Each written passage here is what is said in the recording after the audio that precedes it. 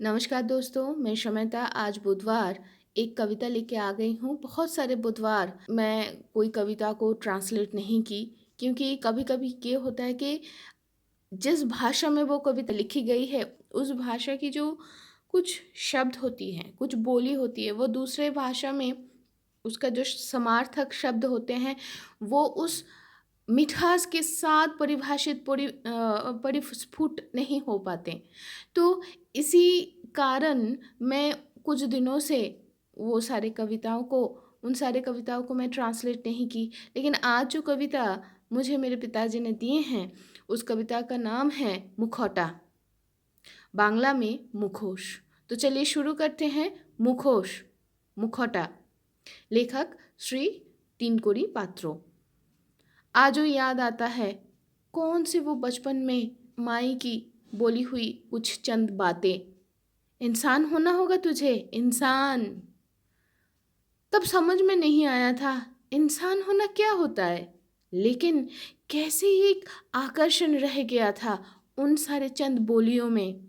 आज माँ नहीं रही, तब भी रह गया है वो सारे वाक्य का, वो सारे चंद बोलियों की आवेश रह गया है अंदर, इस शरीर के अंदर इंसान बनने की इच्छा। जौवन तो कब की बीत गई है, आज मैं थोड़ा बहुत तो प्रवीण बन चुकी हूँ। अकेलेपन के साथ अभी तो मेरा हर रोज का हर रोज का दंगल चलता है, लेकिन मैं थक गया हूँ। लेकिन फिर भी कभी अगर इस दंगल से भी अपने मन को उठा सकती हूँ, तो तब लगता है कि सामने वो सिर्फ एक ही प्रश्न उठ के आती है, इंसान बन पाई क्या मैं? बन पाई क्या?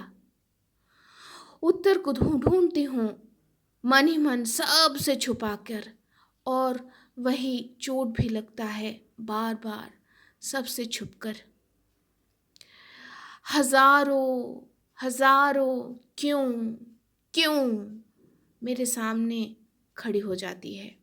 क्यों उस दिन आहत इंसान को देखकर भी मैं उसके पास नहीं जा पाई?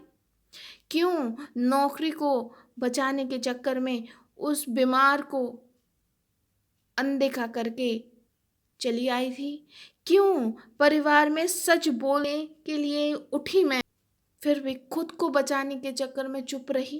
क्यों क्यों अन्याय के प्रतिरोध में उठ गए खड़े होने के बाद भी खुद को बार बार खुद को सिमट लिए हूँ?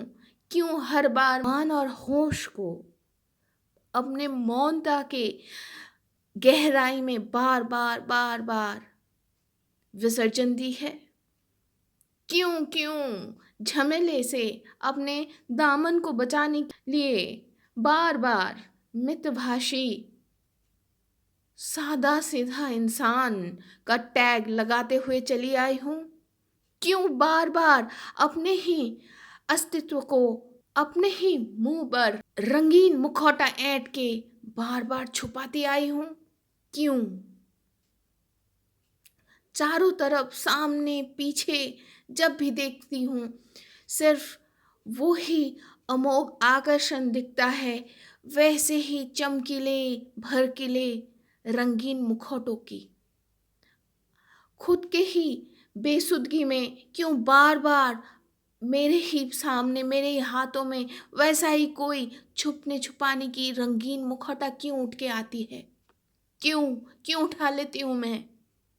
क्यों अपने ही अंदर जो जागृत विवेक, जो सच्चाई की जो इच्छा, जो सत इच्छा है, उसको एक चुटकी में क्यों मैं उसको सुला देती हूँ?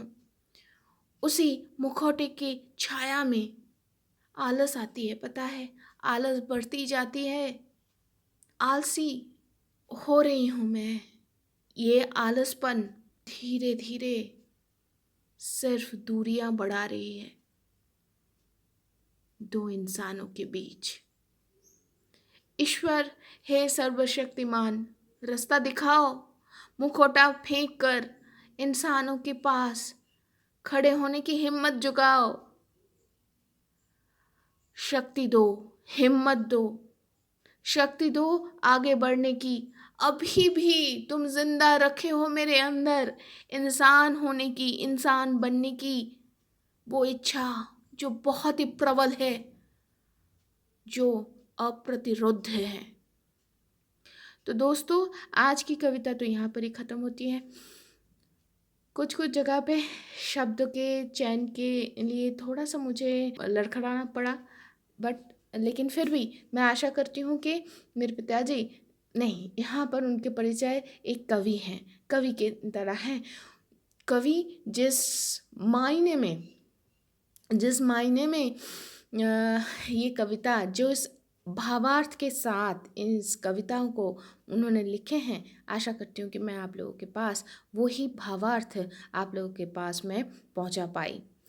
तो आज की कविता तो यहाँ पर ही ख़त्म होती है, लेकिन एक चीज़ मैं ज़रूर कहना चाहूँगी। अगर ये कविता, अगर इसकी भावार्थ, अगर इसका अर्थ आपकी ज़िंदगी में कहीं पर कुछ कैसे भी अगर आपको थोड़ा सा भी अनुरणित कर पाई है, तो उसके ऊपर काम कीजिए, उसके ऊपर फर्स्ट स्टेप लीजिए। हाँ, ये जो कविता है, ये कविता की जो ज़ुबान है ये न्यूटर जेंडर में था। लेकिन मैं जब इसको ट्रांसलेट करने गई तो अचानक से मुझे समझ में आया कि थोड़ा बहुत तो फीमेल मतलब स्त्रीलिंग में ये पूरा कविता मैंने बोल दिया। लेकिन ये कविता सबके लिए है, नारी पुरुष सबके लिए। तो आज तो यहाँ तक ही है। आशा करती हूँ सारे लोग अच्छे से रहेंगे। शुभमस्तु।